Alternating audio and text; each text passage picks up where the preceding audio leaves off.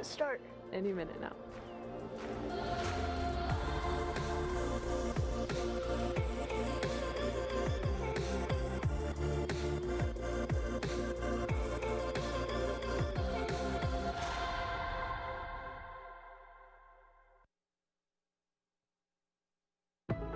Greetings, planet Earth, and welcome to Spaceport America, the beautiful home of Virgin Galactic in Sierra County, New Mexico, and the stage for today's momentous occasion. I'm delighted you can join us for an historic day. Over the next few hours, you'll see live coverage of today's space flight, unprecedented access inside the spacecraft, and a live performance of a brand new song by multi-platinum artist Khalid. Entrepreneur, philanthropist, iconoclast, activist, adventurer, billionaire, goatee host organism.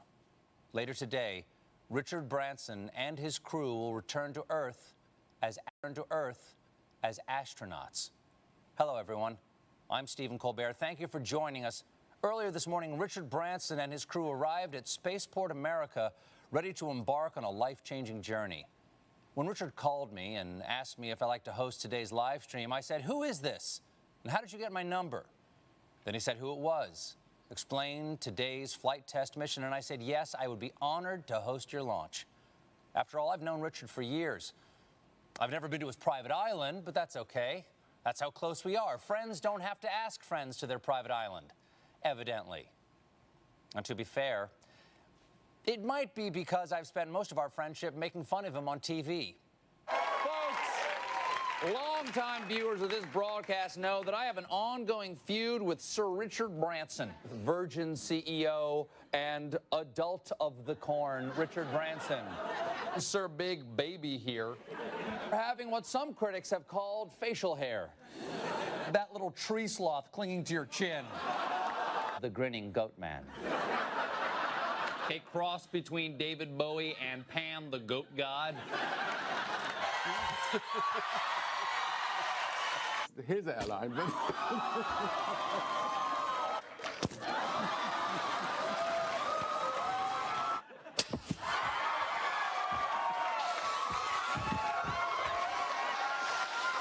obviously, I said all of that in character on a comedy show. So, Richard, I want you to know, as myself, sincerely, I meant every word. But there is one thing Richard and I do have in common, a deep, lifelong passion for space exploration. That's why Richard founded Virgin Galactic in 2004 with the dream of sending private citizens into space. Now, to do that, he needed to build every part of a whole new industry. He had to construct a spacecraft capable of the journey. Then, to launch these space planes, he had to help create the world's first commercial spaceport. And most importantly, he had to find the people capable of turning his dream into a reality, as well as people brave enough to get on a spaceship built by the guy who launched a soda this awful. Seriously, he lost money selling sugar water. All aboard! Today marks the culmination of Branson's dream. He and his crew will set off on a supersonic voyage in which they'll achieve a maximum velocity of more than Mach 3.5 and ultimately enter zero gravity. Imagine staring out the window onto the vast expanse of space and seeing Earth below, our beautiful blue planet staring back. Unless, of course, you're the guy in the middle seat. Then you have to ask the astronaut sitting next to the window to put it all in perspective for you. Oh, and I'm being told that there are no middle seats in space. Thank you, science. It's been a dream of mine to go into space ever since I was a child. Unfortunately, I cannot be on the spacecraft today. I had a thing. Also, I was not technically invited. But Richard was generous enough to give me a spacecraft of my very own. And I will be using this model to give scientifically accurate play-by-play of today's historic events, as well as doing this.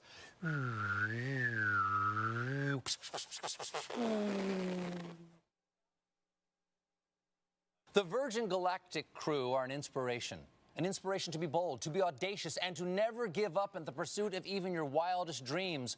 So let's now take you to where the action is happening, live in the studio at Spaceport America, where your other co-hosts are standing by. First, one of the newest members of the Virgin Galactic team. She's a science author, an expert in space exploration, a bioastronautic researcher, and most impressively, a TikTok star. Kelly Girardi. Great to have you here, Kelly. Next up, a man who has flown 2 space shuttle missions and spent time on the International Space Station, where he served as commander and performed a viral David Bowie cover. Here he is, the first man to do open mic in zero-G, Chris Hadfield. Welcome, Chris. And finally, your mission host for today. She's a structures operations engineer for Virgin Galactic, and fun fact, actually got married in the spaceship that will be taking the crew up today, Veronica McGowan. So now I turn it over to Veronica, Chris, and Kelly for more on today's historic flight. Thank you. It's a pleasure to be here with you all, live from Spaceport America. It's a momentous day for Sir Richard Branson, a milestone for Virgin Galactic, and a historic event for the future of spaceflight. Just 7 weeks ago, Virgin Galactic completed the first ever human spaceflight from the great state of New Mexico, and today our founder and his crew will become some of the very few people to have experienced space travel. Let's take a look at how they arrived to Spaceport America.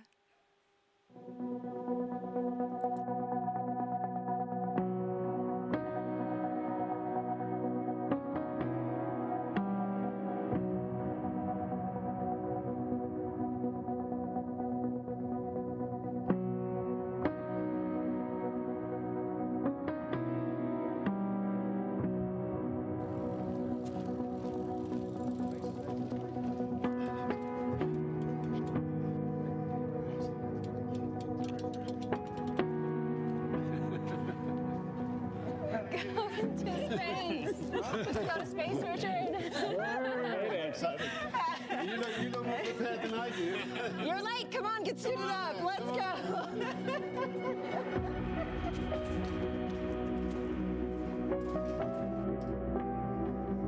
Open sesame. Good morning, Unity 22. Welcome to Spaceport. Please sign in to the astronaut logbook. The name's Branson, Sir Richard Branson, astronaut 001, license to thrill.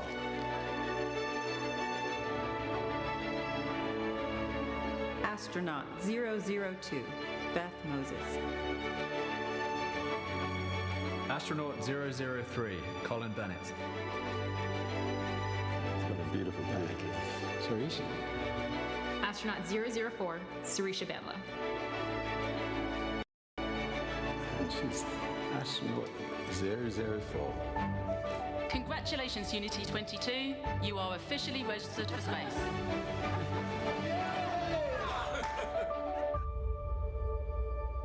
See you up there.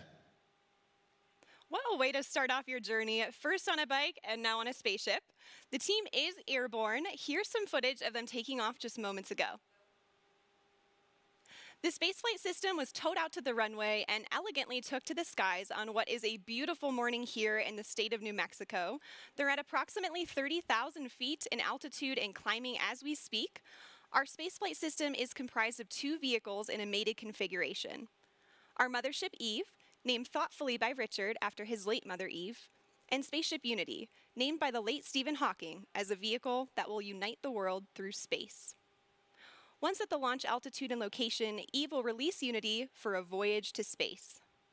So today is the day, everyone. Chris, what is the significance of today's flight? You know, I love it when the stuff of dreams becomes a reality. And we've been dreaming of commercial space flight, of people being able to fly in space. I mean, since the very first pioneers started flying, the X-15, which was the wonderful program in the 60s, was so much like the profile that they're going to follow today. And then the Ansari X Prize to try and push the limits that is very much the DNA that's on this bottle, in fact, the DNA that has allowed this vehicle to fly. And it is like all of those pioneers and the flight today. You know, they pried the door open initially, but this crew today is really pushing it open permanently. And I'm really excited for the flight, but I think it's so significant professionally, technically, but personally for the people on board. Absolutely. And you mentioned opening up that doorway. Kelly, you're one of the people that's going to be going through that doorway soon. We are so thrilled to have you here to get a preview of what you're going to experience on a Virgin Galactic mission in the not too distant future. You've got to be getting pretty excited, right? Incredibly excited. You know, this is an emotional day, right? Those doors are opening for the next generation of astronauts. I feel like we have front row seats to the final frontier today, and I'm so excited to get a taste of what I'm going to experience soon. Definitely. Well, I'm so thrilled to have you here. And you too, Chris. Thank you guys so much for joining me today for this. Let's take a look at what we've got in store for the live stream. So while Mothership Eve is transporting Spaceship Unity to the launch point, we'll check in with the crew and the preparations that went into today's flight. We'll also share some perspective on the Virgin Galactic mission, so who we are, what we do, and our vision for commercial space travel in the 21st century. Next, we'll give you a guided tour through the Virgin Galactic experience, showing you what our astronauts will see and do throughout their stay, both on the ground and on their life-changing journey into space. Once we've reached the launch altitude and location, we'll see the moment when Spaceship Unity is released from Mothership Eve and accelerates into space, all coming to you live. So there's some incredible energy building here at Spaceport, and we're happy to have some special guests on site taking in this experience. My co-host Kevin. Kevin, what's the vibe like down there? Thanks, Veronica. I am currently here at Spaceport America's hangar floor, where the ships usually reside, but as you just saw, they're on their way to space. Right behind me, I have the rocket motors we use for launch, and to my left, a very important person, CEO of Virgin Galactic, Michael Cole-Glazer. Michael, good to see you. It's great to be here, Kevin. Michael, I have one question for you, and that is, what does today mean? Kevin, this is a landmark moment for Virgin Galactic. It's a landmark moment for the new commercial space industry, and it certainly is a landmark moment for our founder, Sir Richard Branson, who right now is showing that when you have the fortitude to follow your dream, you can make a hugely profound impact on the world. It's a historic moment because today we are endeavoring to open access to space for all. Can you imagine? Being up there and looking back down has to be one of the most amazing feelings, and we can't wait for more people to experience it. I have to say how proud I am, Kevin, to have all my friends and colleagues who are today's crew representing the entire company. They're opening the door for the astronauts of tomorrow. We're thrilled to be here today and so excited to have all of you watching to be sharing this moment with us. It sure really is a historical moment for us, and I'm excited to be here. I'm going to be out on the street, so I'll see you guys in a little bit, but we're going to send it back to you. Virgin Galactic's mission of sending humans into space requires tenacity, innovation, and an unparalleled drive to succeed. Turns out pioneering a new form of space travel is a tough job, possibly even tougher than my job where I talk to celebrities for 1 hour a day. But the Virgin Galactic space is to make space itself more accessible and approachable.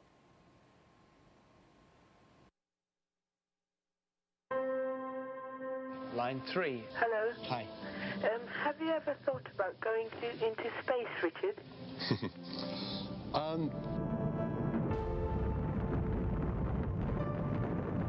The moon landing was a catalytic moment for me. I remember my dad taking me outside onto the village green, and we just looked up at the moon. I really did think that myself and many other young people would one day be able to go into space. I waited and I waited and waited for that opportunity, and it never came. They got me thinking. I went to the registry office and I registered the name Virgin Galactic Airways. It's a brilliant innovation story. The origins of spaceflight at the time, it was big government. The X Prize was a chance to turn that into a much more personal spaceflight experience. Spaceship One claimed the X Prize and it proved the dream was possible. This was the first private venture to go to space, return safely, and do it again just 2 weeks later. And then from there, we just started expanding. We knew we wanted a bigger system. We wanted something that you could float about the cabin, actually experience zero gravity. Virgin Galactic offers the first real platform where we can actually open it up to make space for all of us. We build on the shoulders of giants, but we want to be that first baseline for Earth and actually deliver on that promise. We are changing the way humanity views space. We've taken the impossible and we're making it inevitable. I always want to celebrate the team on this. You need heart, You need the best minds. You need the best humans to work on programs like this. The sky is no longer the limit for us. This is an inflection point in human history. 2 astronauts on a tiny television inspired a kid from England. Imagine what greatness can come from a generation seeing Earth from space. You're seeing your home planet. It's a real connection with the Earth. It grounds you and it feels timeless. I think in the same way that I was inspired by the moon landing. Release. Fire. I really hope that there will be the world who will be captivated and inspired about the possibility of them going to space one day.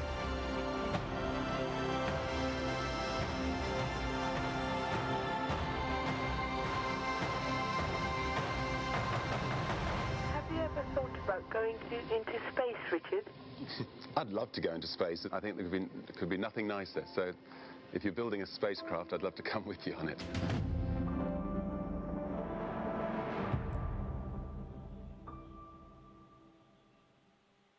Truly inspirational, and right now all of that inspiration is up in the sky as the Virgin Galactic Spaceflight mission makes its way towards the launch point. Let's take a look at these onboard camera footages now and see what we've got here.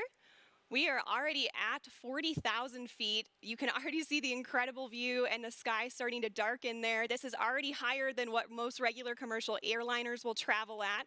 So I'm sure all of our astronauts are taking in that view already and getting really excited and prepared for the mission.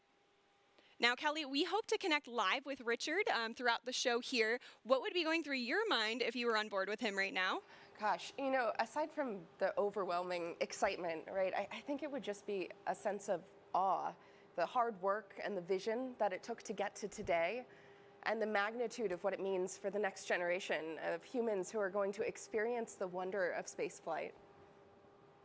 Absolutely. I mean, this is certainly the dawn of a new space age, and Mothership Eve is currently ascending still. We're already over 40,000 feet. Our target launch altitude for today is 45,000 feet, but in addition to that launch altitude, we also have a designated release point within the airspace, so while you may see us get to altitude rather quickly, we'll continue to complete our flight path until we get to that designated launch point. So everything's looking really good. Again, they're over 40,000 feet now, and just a beautiful view you get there already. I imagine they're just getting really excited for their upcoming space flight.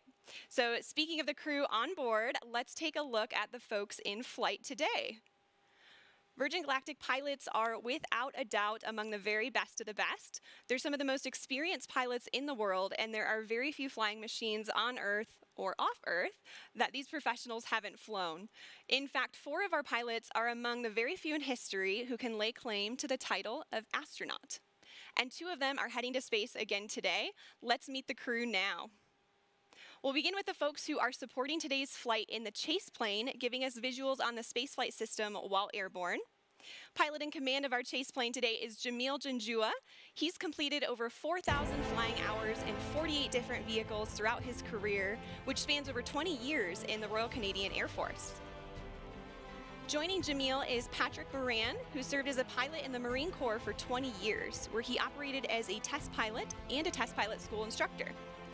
He joins Virgin Galactic with over 3,000 flight hours in 34 different aircraft. In Mothership Eve today, we have CJ Sturkow in the left seat.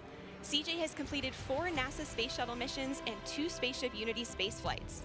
He's been flying for 37 years and is the first person to enter space from 3 different states. CJ is joined by Kelly Latimer in the right seat, who's logged more than 6,700 hours in her 32-year flying career. And Kelly is also a pilot with Virgin Orbit, our sister space company, and she just flew their successful launch the other week. Piloting Spaceship Unity today, we have our chief pilot and astronaut, Dave Mackay. Dave's been with Virgin Companies for over 25 years now and has more than 14,000 hours of flight time to his credit. Just incredible, and spanning no fewer than 140 different types of aircraft. With Dave is astronaut Mike Masucci. Mike recently passed more than 10,000 hours of logged flight in a career that's put him in the cockpit of more than 80 different types of aircraft. including the U-2 and, of course, our very own Spaceship Unity. As you can see, our passengers today will be flown to space by some of the most accomplished and experienced pilots in the world. And in the cabin of Spaceship Unity today, there are 4 mission specialists. Let's hear some more about them now. Astronaut 004, Sirisha Bandla. I'll be testing the researcher experience. Virgin Galactic is opening up the opportunity to go to space for everyone. This is a whole new era to get people from different backgrounds, different geographies, different communities into space. And it's giving researchers the opportunity to fly with their payloads. And that is unheard of. They can take the work that they've been doing on Earth to space. And I'm so excited to see where the community takes it in the future. Astronaut 003, Colin Bennett. I'll be evaluating cabin procedures during boost and weightlessness. When I was younger, I assumed that space was only available to a very select few. I had no idea myself that I would ever be in a position to go to space, but here I am. And how awesome it's going to be a part of the journey of opening this up to hundreds and then thousands of more people in the future. Astronaut 002, Beth Moses. I'll be spaceship cabin lead and test director. I cannot remember not dreaming of going to space. There's the little tiny kid looking up at the stars, the little girl making model rockets. It was part of my childhood. I think it's a very natural, human, innate curiosity. We're all explorers and adventurers, so I really don't remember an age or a moment where I discovered space. I just always remember dreaming of going to space. Astronaut 001, Richard Branson. I'll be evaluating the customer spaceflight experience. Astronaut 001, what a title to have. Now, I don't know about you guys, but I'm excited to hear who gets the spot of 007 as well. So let's hear more about the man who has the license to thrill.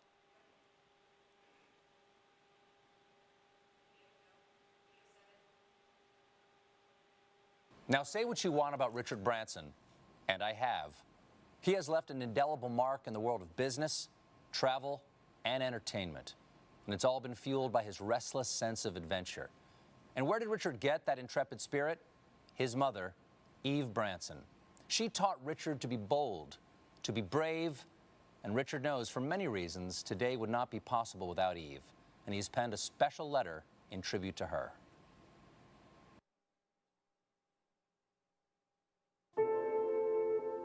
Dear Mum, you always told me to reach for the stars. Well, I took my own winding road, but I always knew to follow your lead. You always pushed us to our limits. When I was a child, you threw me out of the car miles from our house and urged me to find my own way home. You let me jump into a river to sink or swim. You and Dad taught me and my sisters independence and loved us with fierceness and tenderness. You were always an adventurer. You took glider lessons dressed as a boy, enlisted during World War II, toured Germany as a ballet dancer after the war. You flew treacherous routes as intrepid cabin crew for start-up airlines.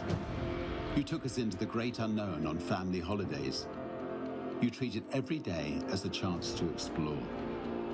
Before the word existed, you were always an entrepreneur. You helped make ends meet by creating your own small businesses. You showed me how to grow a company, how to treat people, how to be creative, how to balance work and play, how to live. You were always a romantic. You and Dad showed Joan and me the way to build a life filled with humor and heart, hope and humility, honesty and happiness.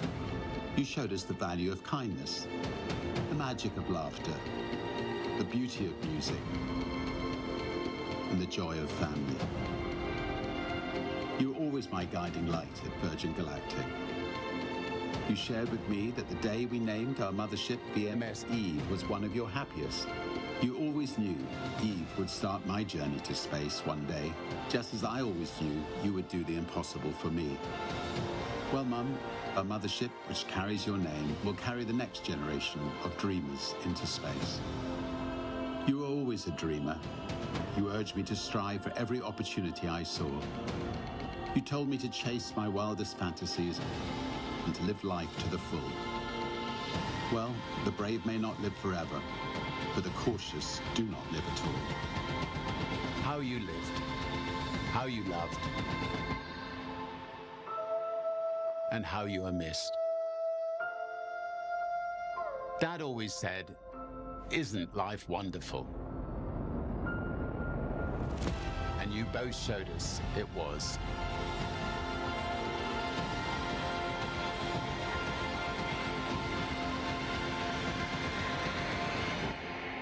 Always.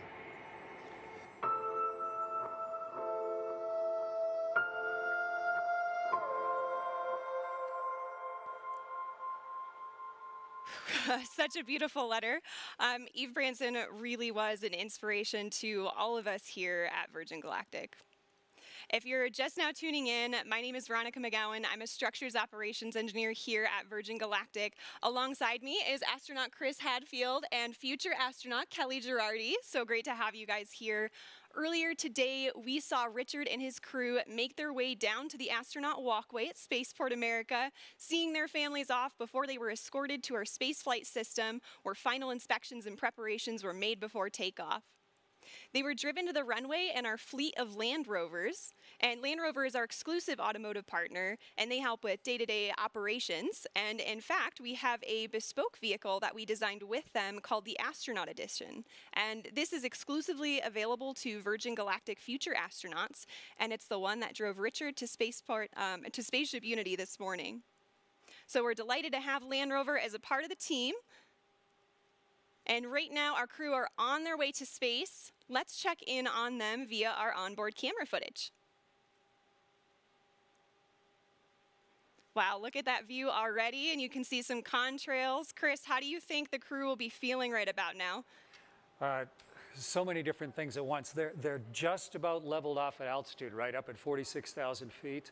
But inside their bodies, they've got like this tug of war going on because they're focused. Like there's no more focused, you know, the 4 in the back and the 2 in the front, really focused. But at the same time, there's this like rising excitement that you can feel like a thermometer going up inside your own body.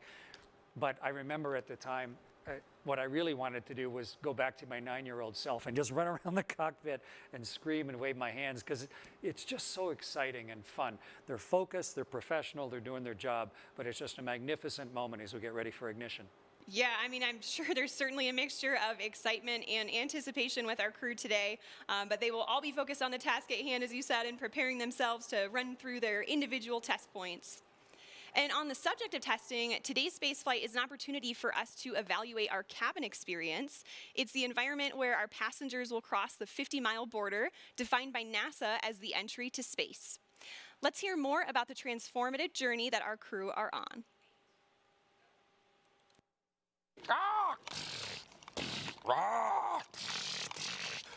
You shall. Oh, hello.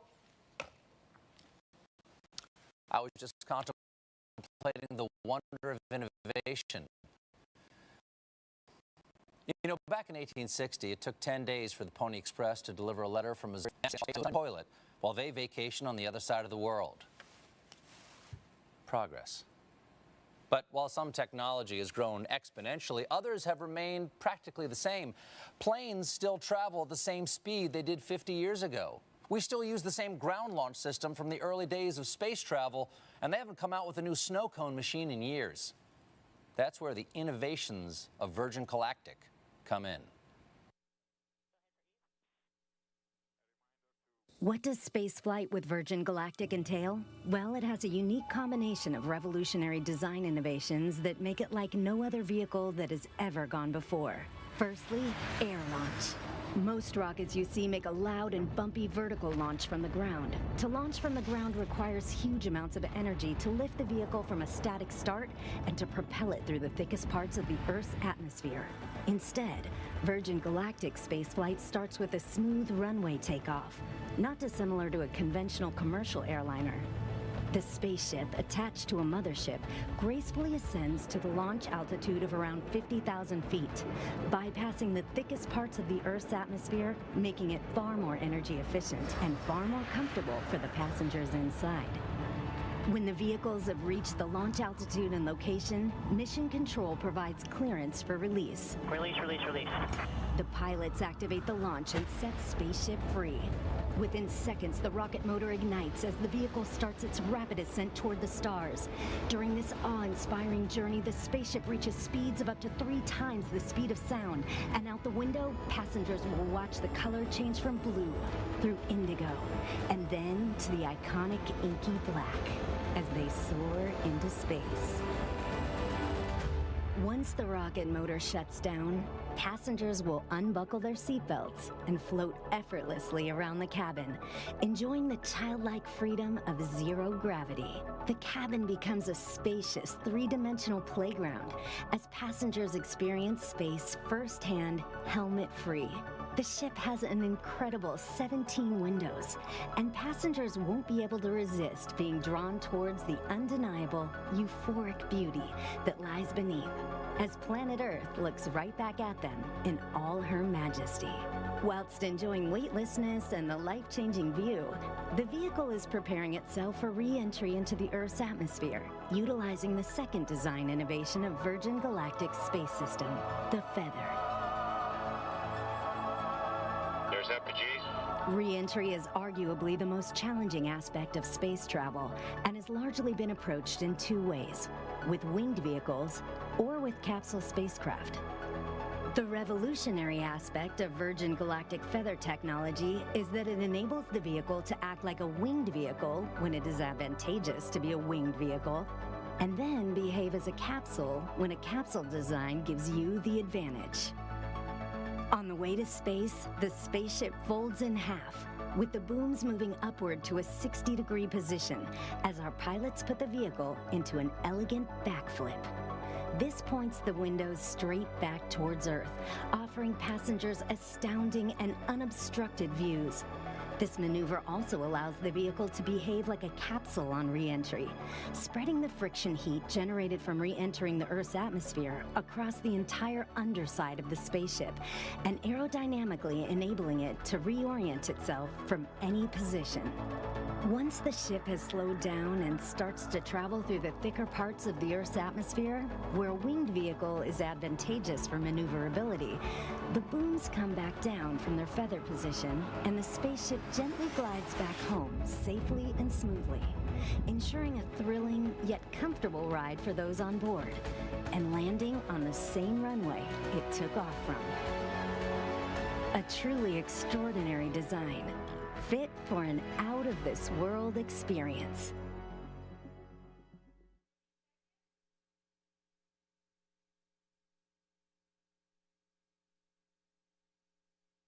Wow, that is some next-level space engineering. I love how its re-entry is feathered, just like Richard's hair. And I imagine it must be an emotional and life-changing moment to experience zero-G and see our fragile planet floating in the depths of space.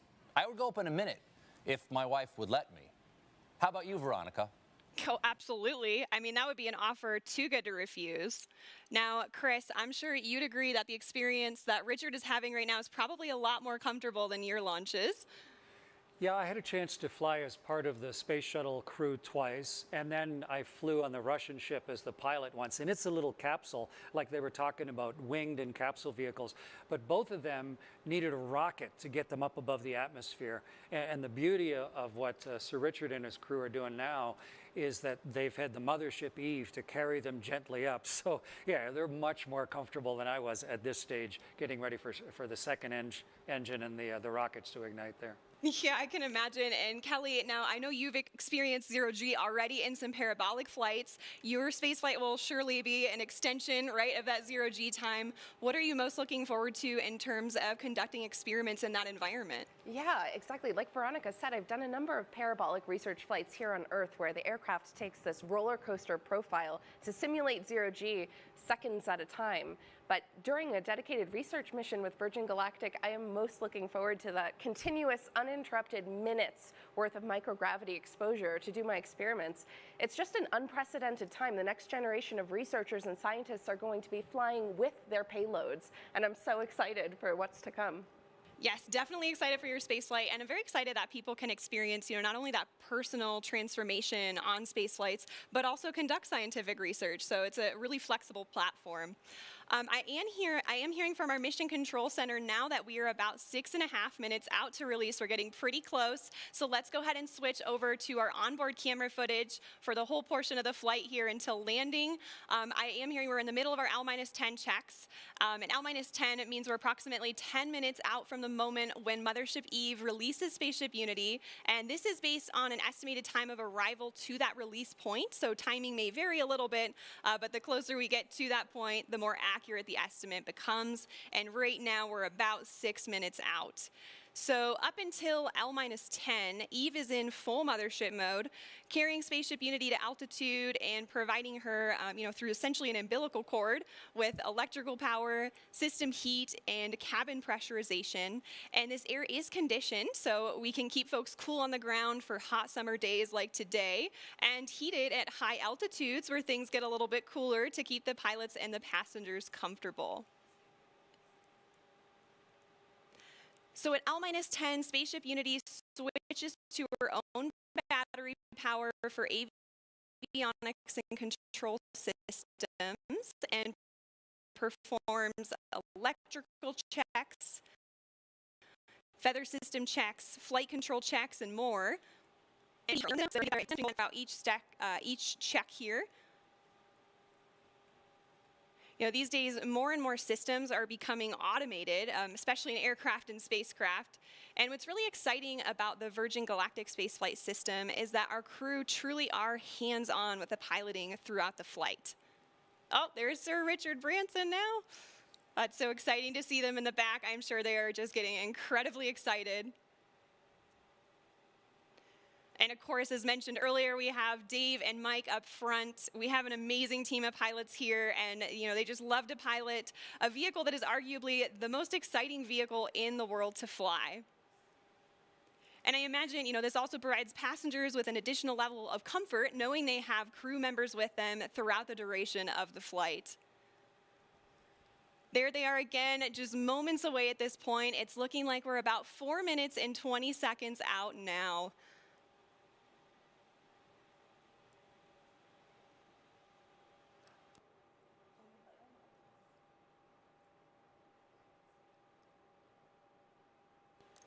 All right, so I am hearing from our Mission Control Center that we have L-4 checks in work now, so we just passed the 4-minute mark.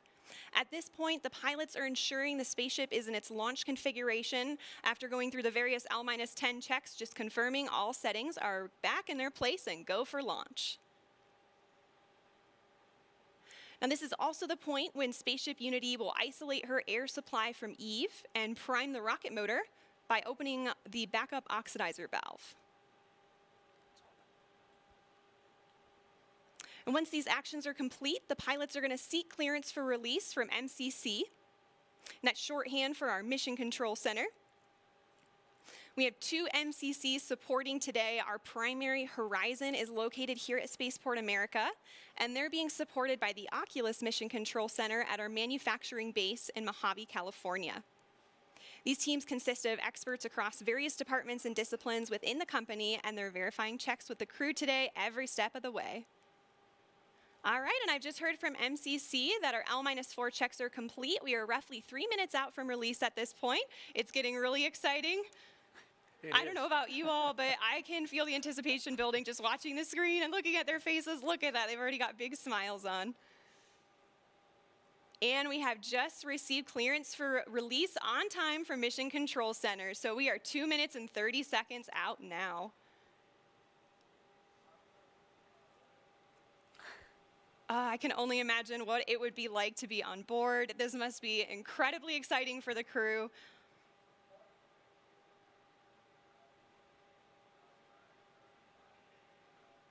We're about 2 minutes out now, and once we get to the 30-second point, Spaceship Unity is going to arm the launch pylon, And then once we get to that designated point, the mothership pilots are actually the ones that engage the release, setting Unity free. So we have actions for both the mothership pilots and the spaceship pilots, so they're in coordination and all agree on the launch.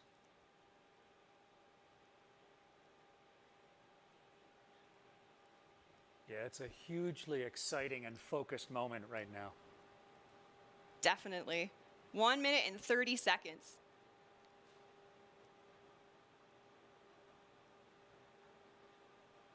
The spaceship pilots are also going to push the stick all the way forward to prepare for release. And things happen pretty quickly after the release. So the pilots are going to light the rocket motor and they're going to accelerate in level flight until they reach Mach 1, at which point they'll start what we call the gamma turn, where we turn directly up and head to space. 1 minute to release now. It's getting real. So exciting.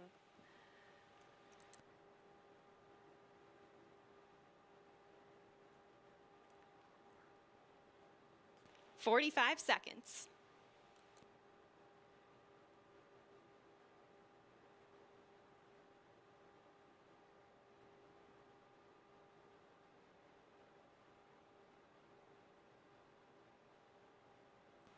"30 seconds. The Spaceship Unity pilots are arming the launch pylon now. We are armed for release. 20 seconds.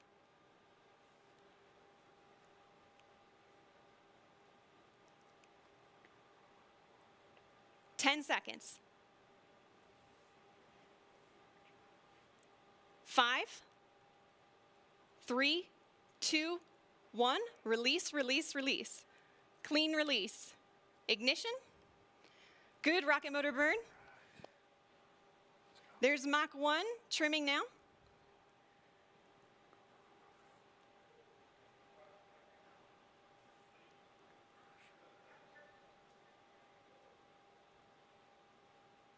Trim complete. Unity is pointed directly up and heading to space. Things are looking great. We are 25 seconds into the burn now, approaching Mach 2. 30 seconds, Mach 2. Everything's looking really good and stable. 40 seconds. 45 seconds. 50 seconds, approaching Mach 3. There's Mach 3. And 60 seconds, and that is a full duration burn, folks. We are headed to space. And the passengers in the back have been cleared to unstrap. Our predicted apogee is 279,000 feet and climbing. The pilots are now unlocking the feather, and as soon as they do that, it's going to initiate a backflip for Spaceship Unity. This is normal. We want those windows pointed down towards the Earth to maximize that incredible view. So feather is coming up now, and the pilots are also enabling the RCS, or reaction control system, which is what they'll use to control the attitude of the vehicle while we're outside the atmosphere.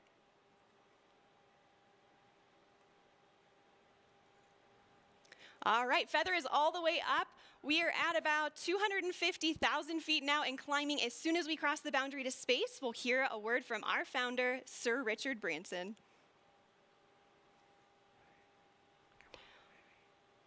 Welcome to Space, Unity 22.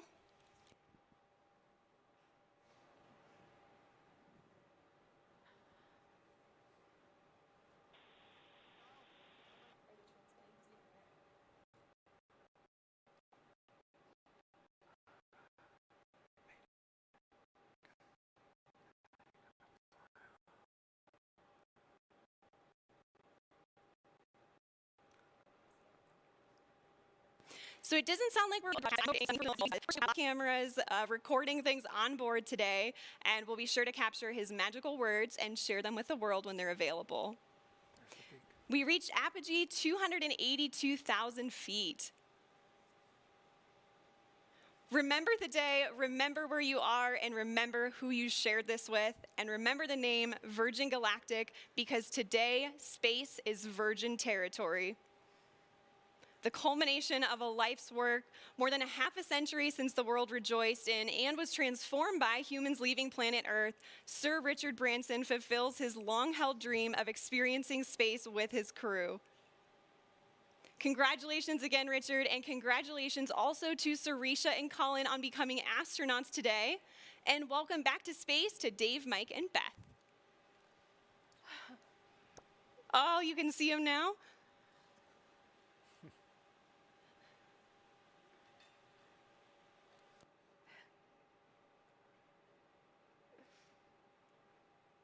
So we are on the re-entry portion of our flight now, and the mission specialists are heading back to their seats. Our training team has worked really hard on this portion of the flight to make it very natural and intuitive for passengers.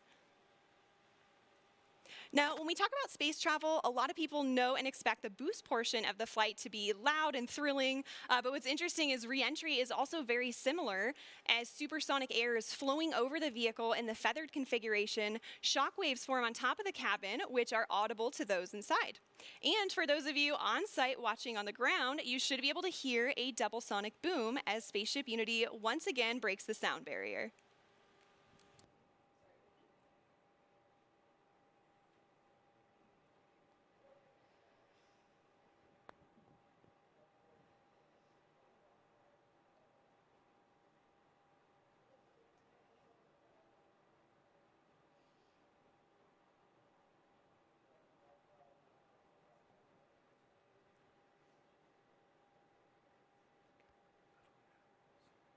All right, folks, we are now subsonic, just under 75,000 feet in altitude.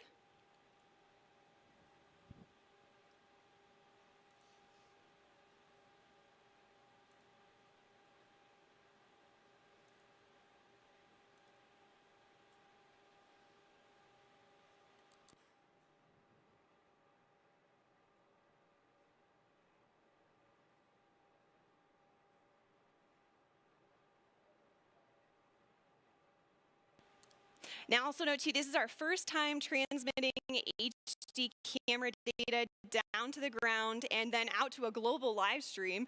So please do see some drops in the feed, but we still have some really great ground footage coming in here. Oh, there we go. Now we can see that is the tail cone of Unity. And the pilots are lowering the feather now. Now, as the feather comes down, the nose of Spaceship is going to drop. This is normal and expected. Once that feather's down and locked, the pilots will begin a gentle pull up to a level attitude. And I'm hearing the feather is down and locked now. So at this point, Spaceship Unity is a glider, so it's all about balancing her potential and kinetic energy. So if the pilots want to go faster, they point the nose down, and if they want to go slower, they bring the nose up.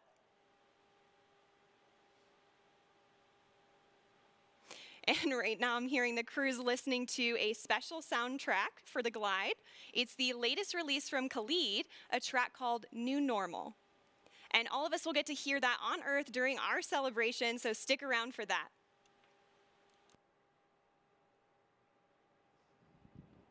I don't know about you all, but I am still feeling overwhelmed and excited about what we just witnessed. And there's one person in particular who's got to be having all of the feels right now. You can see him sending a congratulatory shake to his passenger, Colin Bennett, there with him.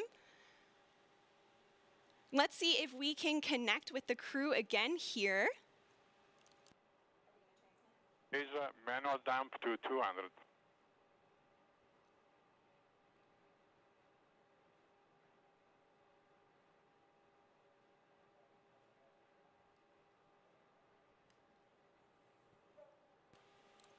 So, Richard, you just went to space. This has got to be the ultimate birthday present for you.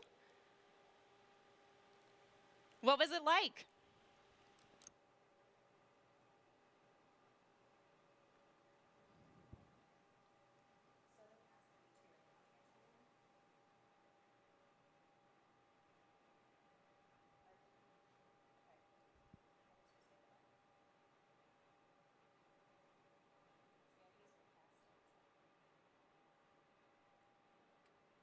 All right, folks, again, sorry, we're not getting that transmission through the live broadcast, but again, we do have lots of recording devices aboard the spaceship, and we will be sure to release some footage of Richard and the crew up there today.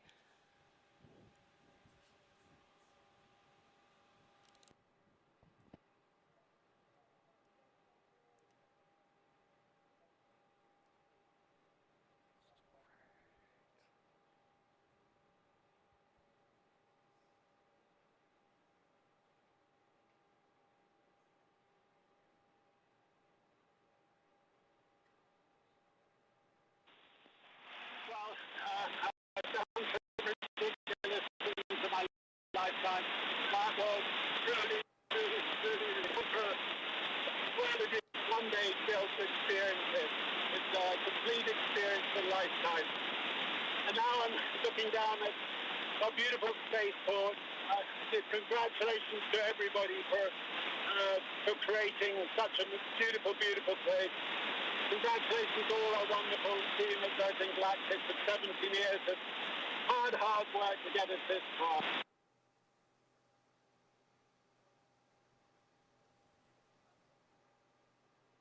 All right, so I'm still happy we could catch a little part of that. It seems like there's a little bit of a delay in the transmission there. It does have a long way to travel, but you could tell by the smiles on their faces, they just had the ride of their lives. We are so excited for them to land and party the rest of the day with, like astronauts, in the typical Virgin fashion.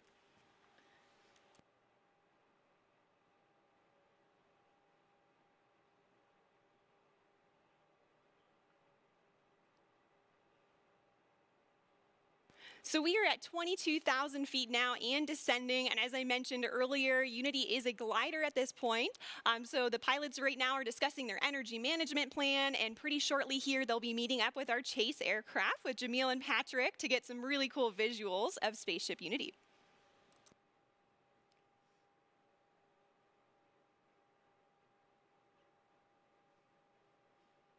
Now, as the crew and spaceship make their way across the desert, they are gliding over one of the most remarkable landscapes in the United States and the largest desert in North America, the Chihuahuan Desert. The area around Spaceport includes more than 6,000 square miles of restricted airspace and high desert, which is one of the reasons it was built here. And of course, our future astronauts will be able to take in so much of that natural beauty. And, you know, of course, we also have White Sands nearby. White Sands National Park is just to our east. It's visible right over the Black Range Mountains. White Sands, of course, has been the backdrop for so many films, commercials, and music videos, and it's known for having the largest gypsum dune field on the planet. Khalid's music.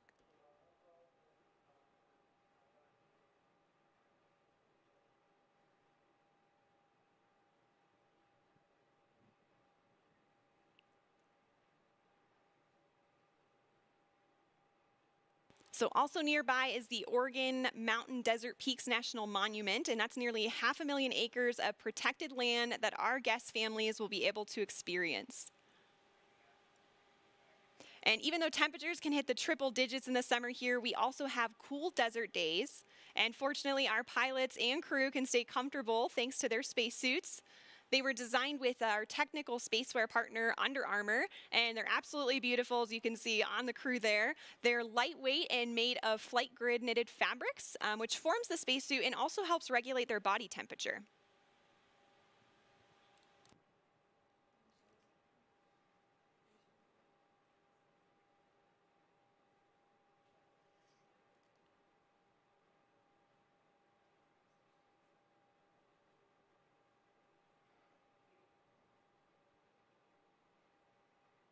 So also to commemorate this flight from New Mexico, we reached out to the Zia Pueblo, who gave us permission to use their sun symbol on our spaceship.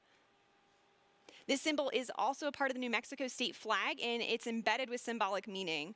The number 4 is sacred to the Zia people, and the emblem represents the 4 directions, the 4 seasons, the 4 times of day, and the 4 phases of life. We are honored and proud to feature this perfectly balanced symbol on Spaceship Unity's tail cone, as we also celebrate our new home.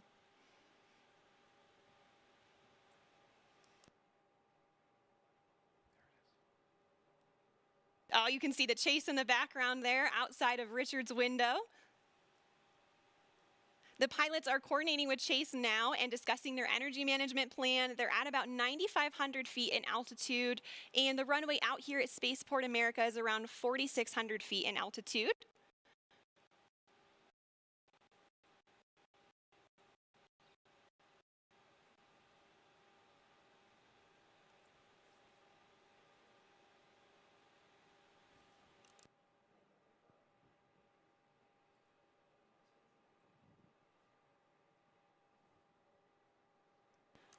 All right, we have 3 landing gear down and locked. Now the pilots are going to be landing on runway 34 today, so that's coming from the south and towards the north for those of you on site watching. And for the non-pilots tuning in, those numbers represent the first 2 numbers of the magnetic heading of the runway. So for example, 34 is 340 degrees on your compass. We are just about 1,000 feet above the field now and on final. 500 feet above the runway. 300 feet. Over the threshold.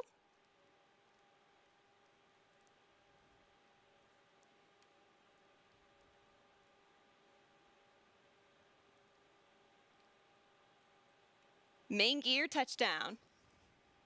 And we're going to hold it just like this for a minute before bringing the nose down. Can see they're already celebrating inside there.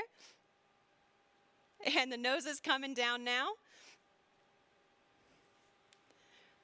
Nose gear touchdown. And braking.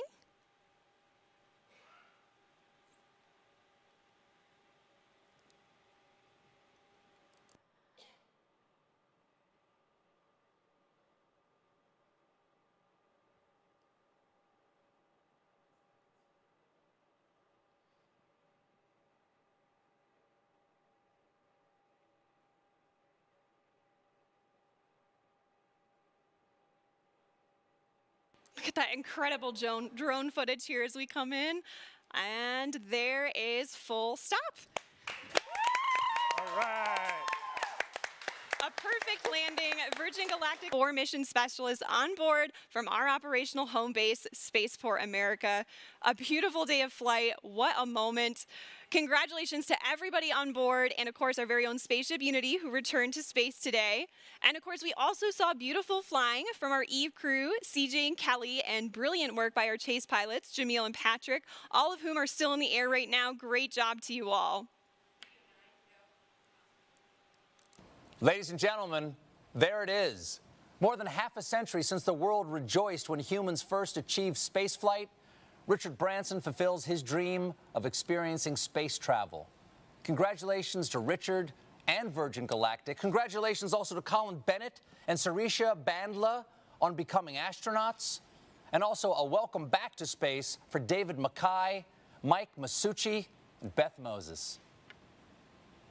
Well, stay tuned, folks. We will be hearing more from our astronauts later in the broadcast, and we also have a special musical performance to celebrate today's milestone. But first, let's hear some thoughts on the flight. Chris, you've returned from space several times now, both on a capsule and a space shuttle. How does this landing compare to the landings you've experienced?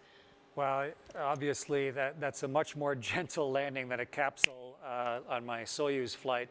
The shuttle 2 times is quite similar to what the crew just went through. But for them, of course, it's such a personal experience now. And what are they going to do with this? How are they going to take this amazing view of the Earth that they've just had and the kind of brave new nature of what this whole team has just accomplished? How are they going to now make that part of who they are, and how are they going to share this experience with other people? You know, that's what's going through their minds right now. I'm just so proud of the whole team. That was an amazing accomplishment. It was epic. And, you know, as somebody who has spent, what, like 4,000 hours in space, is it? Yeah.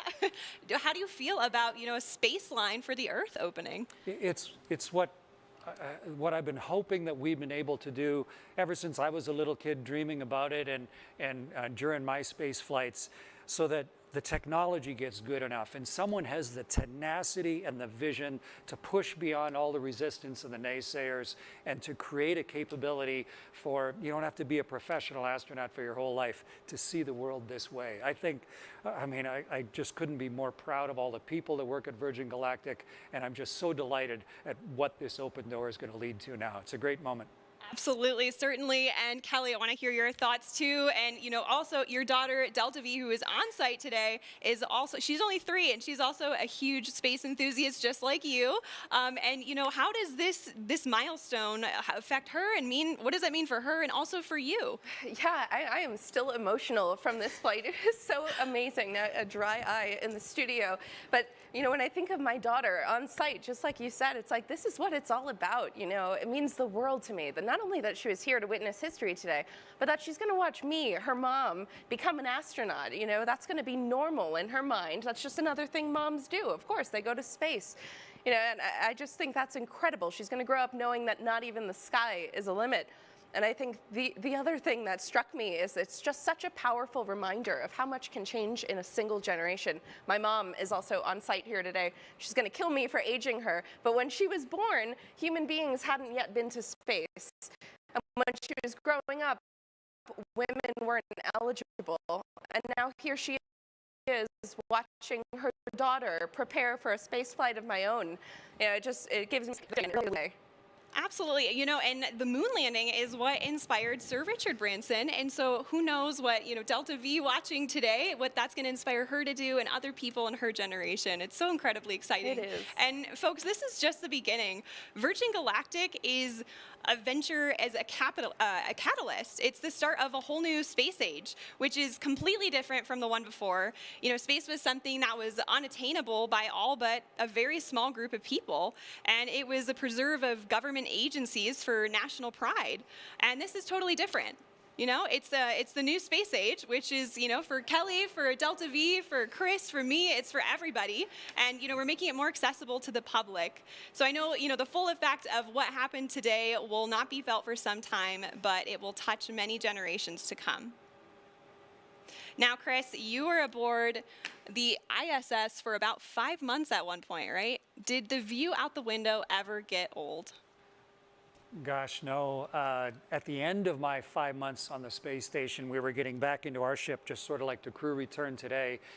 And just before I got into my spacesuit, I went over to the window just to try and soak up a little more of that incredible perspective. You know, the world is so generously beautiful.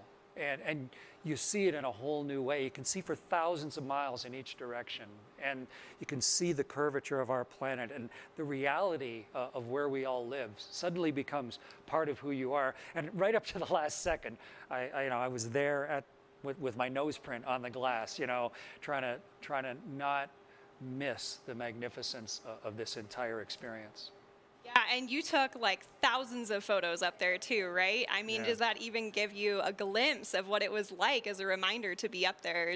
I know the video today was a little glitchy, but we've got all the recorders on board. Yes, and absolutely. What the crew's going to have now, of course, is their own personal memories, and then the way to sort of catalyze them again and be able to watch those videos and think about the beauty of what they've been through and let it sort of sink into who they are. And so, yeah, it really helped me now remember the richness of the experience. So it'll be great to see the videos that they recorded on board. Absolutely, and you know that richness sticks with you too. And you have a TED Talk actually that you talked about, well, a lot of things, right? Overcoming fear, walking through spider webs, but also, you know, my favorite part of it was when you talked about seeing Earth from above and the transformation that it has on people. You know, we call it the overview effect that, you know, I really hope and I'm sure that our astronauts today experience. What was that like for you? Yeah, I've been so lucky to see the world from that point of view, and as one of the very first human beings to have the responsibility and the privilege of being up there, and to have a vehicle like Virgin just put up today that is allowing more eyes than just my two to see it, to understand not just the geology of the world, but us on it. You know, all 7 billion of us, and you know, we're on board this little spaceship of Earth, and you can actually get a palpable sense of that from on board the ship. And the crew of you know, Unity, their 22nd flight here today, they now have that inside of them. And all the subsequent crews. Kelly, when you fly as well, you're going to have a chance to sort of shift your permanent perspective of how all this works. Go from being a two-dimensional human to now suddenly really understanding the 3 dimensions and what this planet truly looks like. And it's going to do us all good. As many people can see that as possible.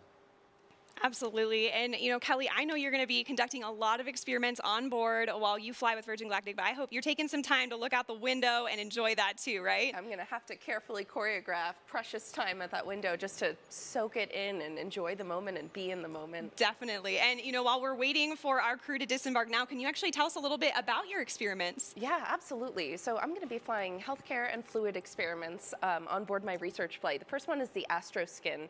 It's a wearable sensor system designed to monitor how spaceflight affects the human body.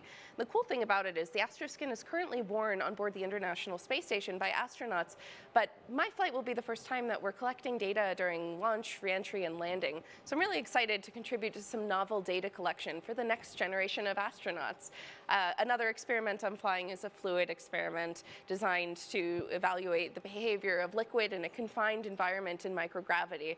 That's also going to be fun because I'm going to be interacting with a fluid cell that has a camera attached to it, and data collected from that experiment can help inform, you know, new technologies related to life support systems or novel designs for syringes for administering medicine in space. So I'm very excited for the opportunity to take my payloads with me to space. Absolutely. Well, that's so cool. I am hearing that our Chief Medical Officer, Tara Castleberry, is approaching the vehicle now, and they are going to do a medical debrief with the crew. So we'll see that here momentarily. And our crew is actually going to join us later in the broadcast, where they will receive their astronaut wings. So, Chris, I'm sure you have a vivid memory of the day you received your wings. Yeah, wings that we wear on our chest, they're a measure of a lifetime of work and purpose and personal accomplishment. And all of the different organizations, of course, have their own wings.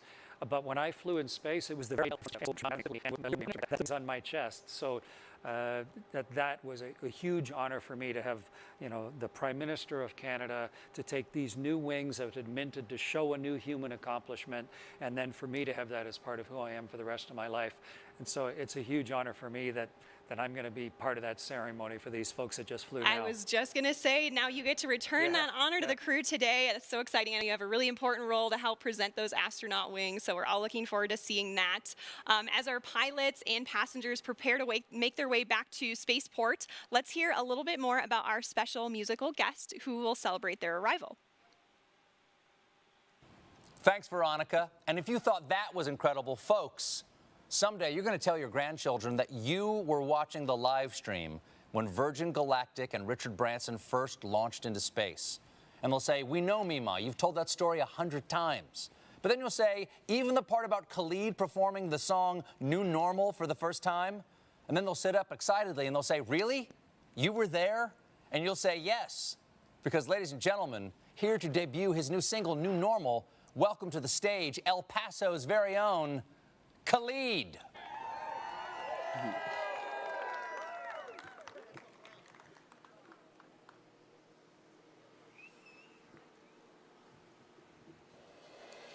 You find your ways never enough, though it's been tough for you, losing touch, but summer has its end sometimes. And although I can't promise you much, you'll be fine, you'll be fine.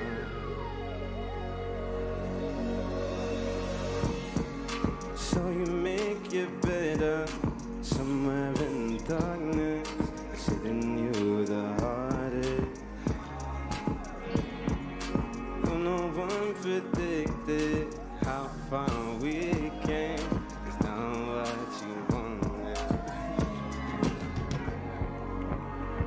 fast time goes, living in the moment, taking you for granted.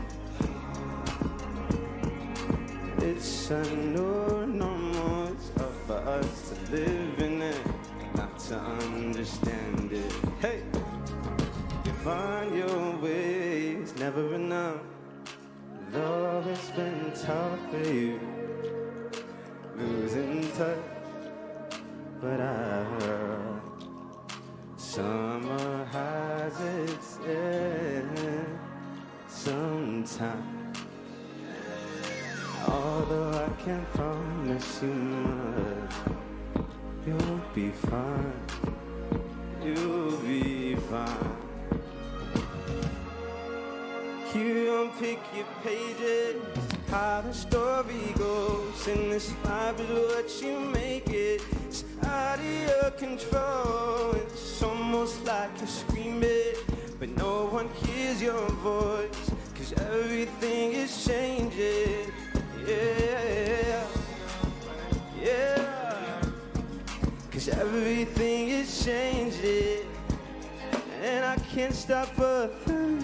Whoa, whoa, yeah, everything is changing, yeah, oh, whoa, just, yeah, yeah, yeah, just, take me back to this time, just,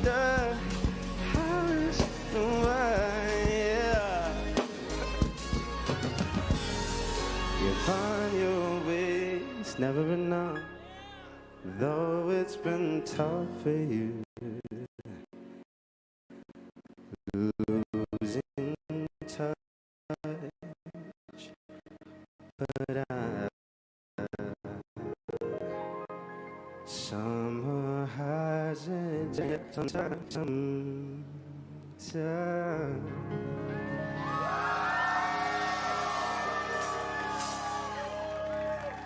Thank you, thank you. Woo. All right, this next song right here, it's the fun one. This one right here is called Better. Thank you guys for joining me.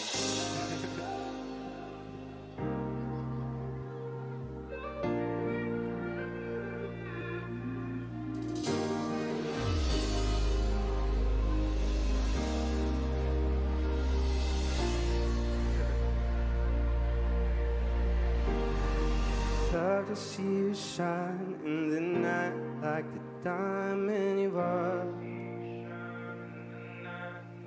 I'm good on the side, it's alright, just so me in the dark.